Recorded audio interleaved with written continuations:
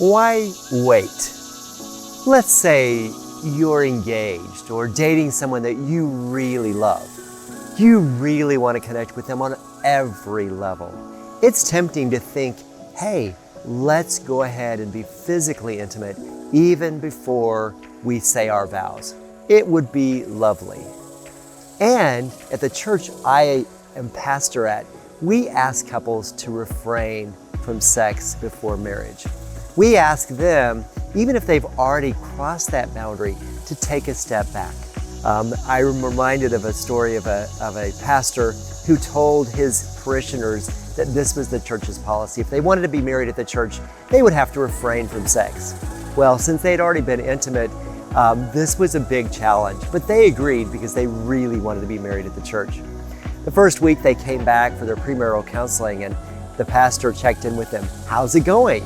The man says, we're doing it. We're holding steady. It's tough, but we really want to be married and with the blessing of the church. So we're going to do this. Second week, same thing happened. They checked in. Both the man and the woman agreed. They were white knuckling it, but they were holding steady.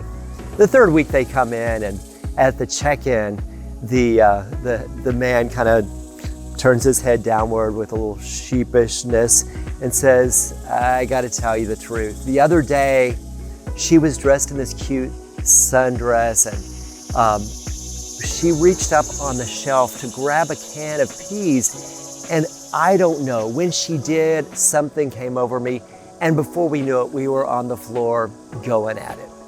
Well, the pastor says, oh, I'm sorry to hear that. I guess you know that means you can't be married at the church. And the guy turns to him and says, yeah, I know. And they don't want us to shop at H-E-B anymore either. I love that story. But the reality is, we ask people to refrain for a reason. We know that in a marriage, it's tempting when things are not going well to look elsewhere for emotional or spiritual or physical intimacy. You deserve to know that your commitment to God and to purity is greater than your desire.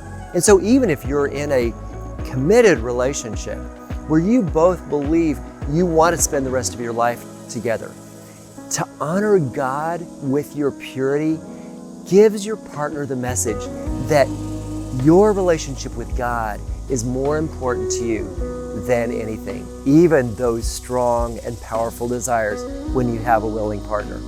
The other thing I tell couples about refraining from sexual intimacy before marriage is that sex is a great tension reliever. I remember when I first got married and we were having a good sexual connection. After being intimate, I would think about my wife. Has she ever angered me? Is there anything wrong in the world? I would feel so blissfully peaceful.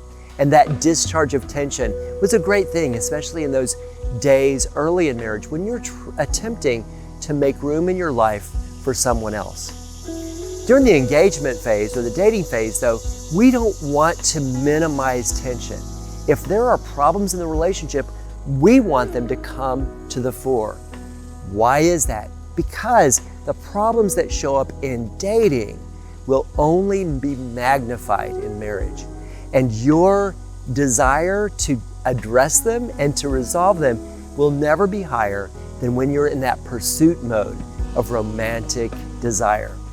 So for me, asking you to be pure and to rein in those desires for intimacy may sound cruel, but it's the most loving thing to do.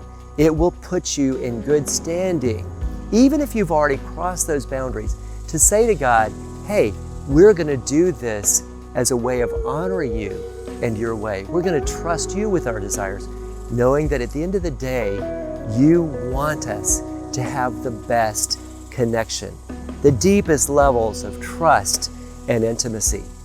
This is what you will buy for yourself when you pay the price for holiness and purity.